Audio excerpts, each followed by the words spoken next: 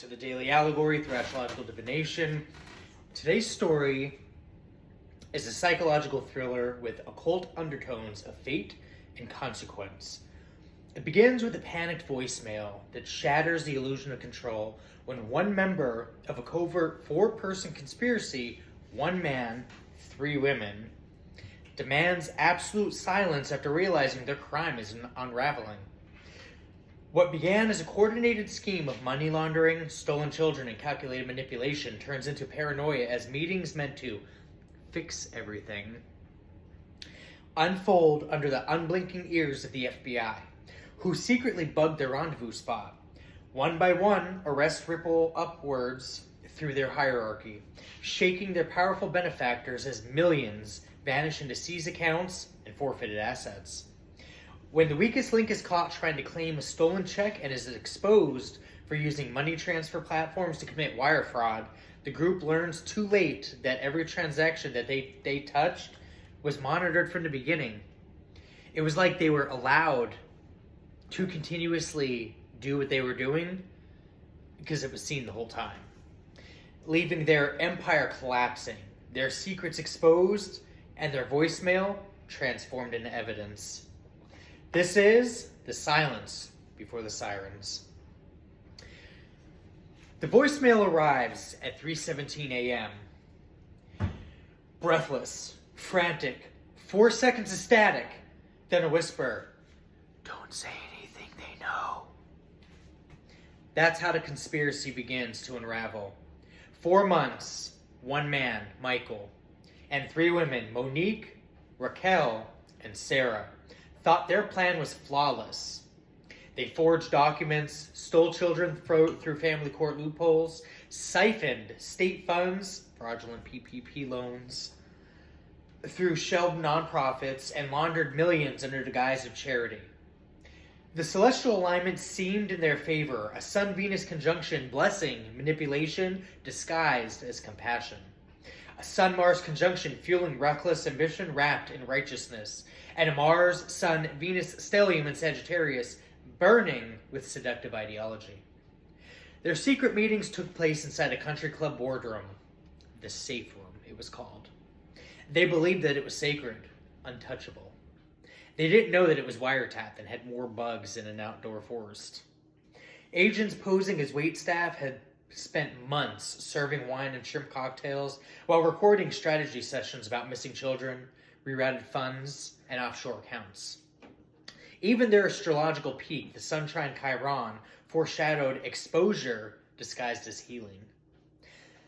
But the illusion didn't break until Sarah attempted to cash a stolen check, 6-figure in value, belonging to the father of one of the missing children, unaware that the check itself was bait, tagged, traced, and waiting. That was the plot twist, number 1. Plot twist number 2. The money transfer system they used for wire fraud wasn't run by their insiders.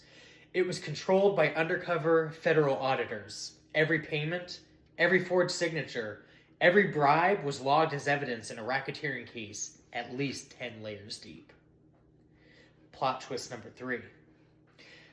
The back-channel judge Salas was sleeping with, she wasn't corrupt. She was the takedown's architect.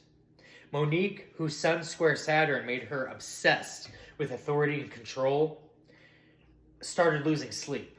Every arrest up the chain made her unravel.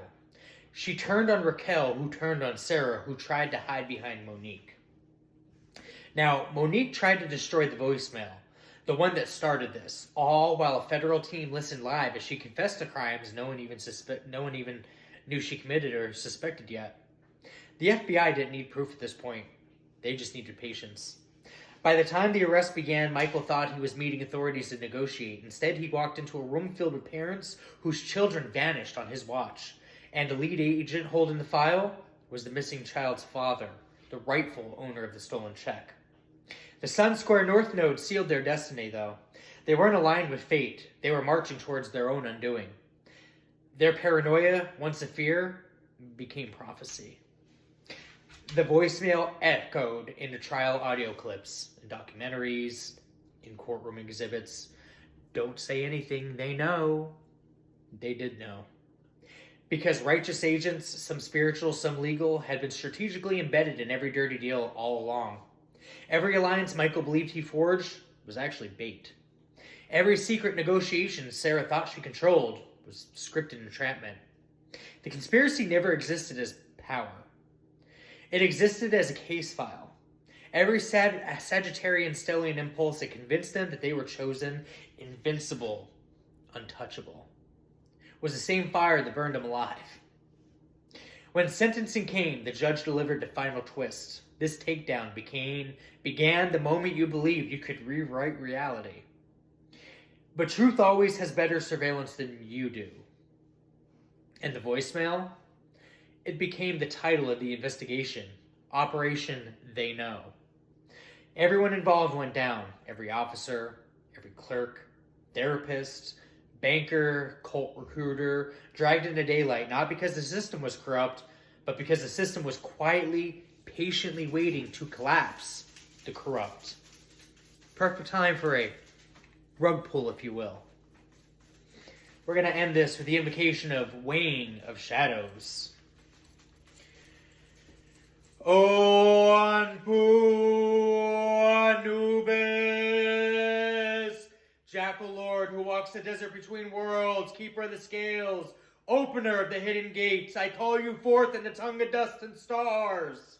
Come with the eye that sees in darkness, the ears that hear unspoken confession, the hand that unveils the sealed chamber of lies. Before your altar the heart is weighed, before your gaze falsehood withers. Let the clandestine oaths shatter, let the secret built on fear bleed into the light. 5/5 are the pillars that stand around your judgment, Gebe of earth, anchor truth in the bones of the land. Shu of the air, carry testimony across realms. Ra's fire, consume corruption at its roots. Noon's waters, wash the stains from memory. Ka, the spirits, re-thread what was severed. 72 are the messengers who encircle your dice. Angels unnamed by mortals yet carved in the great records of heaven. Witnesses of contract, covenant, and consequence. Let their wings stir to silence in the revelation. Most high, hidden one, source of mayats. Let your law descend as feather and blade. Balance what was twisted. Expose what was veiled. Reclaim what was profaned. For those who bound others through coercion, who feed on terror and silence, whose unity was forged in blackmail, let their alliance break as pottery struck by truth. Let divine order unravel the web they spun. Let their secrets become sand in the wind. Let their power turn to dust in their very palms. I do not summon vengeance, but mayat, the righteousness which predates kings, the justice inscribed in the stars before humanity even had names. Anubis, guide the souls, wearer of hearts, open the path, and once opened, let no shadow remain uncounted. So spoken, so carried, so made real in the sight of heaven. With the divine authority I embody as judgment, as witness, as law that underlines law. These words act now as declarations. Reawaken the ancient contracts and activate the codes of old dominion. As it is said, it is so. By the final threefold day of the super cold moon, I enact these declarations, and so it is. See you guys in the next one.